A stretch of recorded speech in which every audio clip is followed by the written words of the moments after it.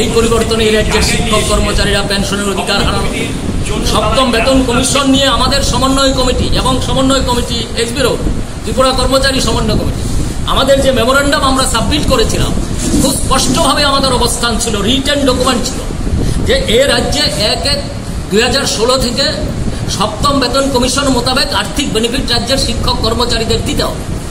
আগের বামপন্থ সরকার তার আর্থিক সীমাবদ্ধতার জন্য দিতে পারেননি। আমরা কিন্তু আমাদের দাবি থেকে সরে আসিনি। পরবর্তীকালে যখন নতুন গভর্নমেন্ট আসলো রাজ্যে, তখনও আমরা এই দাবিগুলি উত্থাপন করেছি, রিটেন ডকুমেন্টে উত্থাপন করেছি। সপ্তম বেতন কমিশনের যে সমস্ত নেগেটিভ দিক, যে শূন্য পদে নিয়োগ করা যাবে না, অস্থায়ী নিয়োগ করতে হবে, কন্ট্রাকচুয়াল করতে হবে, প্রকল্পের মাধ্যমে আজকে কাজ করবে কালকে ছাঁটাই হবে, এই যে অব্যবস্থা শিক্ষক কর্মচারীদের নিয়ে এই ধরনের দালালি পড়া, এগুলির বিরুদ্ধে আমাদের জেহাদ প্রথম থেকেই আছে। আমরা বলেছি সপ্তম বেতন কমিশনের এই নেগেটিভ দিকগুলিকে আমরা মানব না, কিন্তু সপ্তম বেতন কমিশন মোতাবেক রাজ্যের শিক্ষক কর্মচারীদের যে ন্যায্য আর্থিক পাওনা, এইটা কিন্তু দিতে হবে। এই দেওয়া যায়। এ রাজ্যে বর্তমানে যে পরিস্থিতি চলছে, শাসক শ্রেণীর দিক থেকে গেরুয়া পতাকা, গেরুয়া রং, গেরুয়া সাইনবোর্ড দিয়ে আমাদের সমন্বয় অফিস দখল হচ্ছে। ধর্মনগরে হয়েছে, ওয়াই হয়েছে, রাজারবাগ রাজনগর হয়েছে, বিভিন্ন জায়গায় হয়েছে। এইখানে একটা সংগঠনকে, সমন্বয় কমিটিকে যদি কেউ মনে করে শেষ করে দেবে, এটা ভুল ধারণা, এটা অত্যন্ত ভুল ধারণা। এবং এ রাজ্যের শিক্ষা আন্দোলন, গণ আন্দোলনের পাশাপাশি রাজ্যের শিক্ষক কর্মচারী আন্দোলন 30 বছরের কংগ্রেস জমানায় অত্যাচারের বিরুদ্ধে লড়াই করে ইতিহাস সৃষ্টি করেছে, লাগাতার আন্দোলন পর্যন্ত, বিরাট ইতিহাস। পরবর্তীকালে বামপন্থ সরকারের উত্থান হয়েছে, এ রাজ্যের গণতান্ত্রিক মানুষ জয়ী হয়েছে।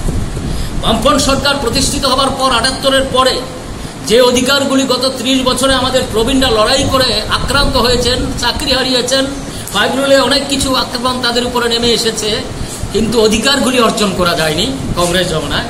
78-এ বামপন্থ সরকার প্রতিষ্ঠিত হওয়ার পর একটার পর একটা অধিকার আমাদের অর্জিত হয়েছে। আমরা বলছি না বামপন্থ সরকার আমাদের 100% দাবি দেওয়া পূরণ করে ফেলেছেন, না, এটা একটা রাজ্য সরকার করতে পারে না। দেশের ক্ষমতা যাদের হাতে, আমরা এই জন্যই বামপন্থ সরকারকে শাসক দল বলি না। শাসক দল তারাই হয় যারা দেশটা চালায়, যারা সংবিধানের ক্ষমতা বহন করে, যারা রাষ্ট্র ক্ষমতা ভোগ করে, তারাই শাসক দল।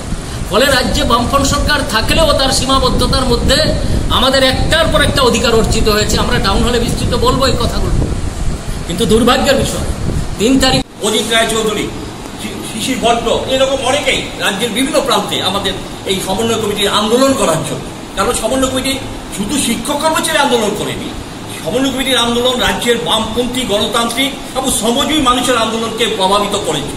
কাজে সমন্বয় কমিটির কর্মী নেতৃত্বের উপর আক্রমণ এসছে।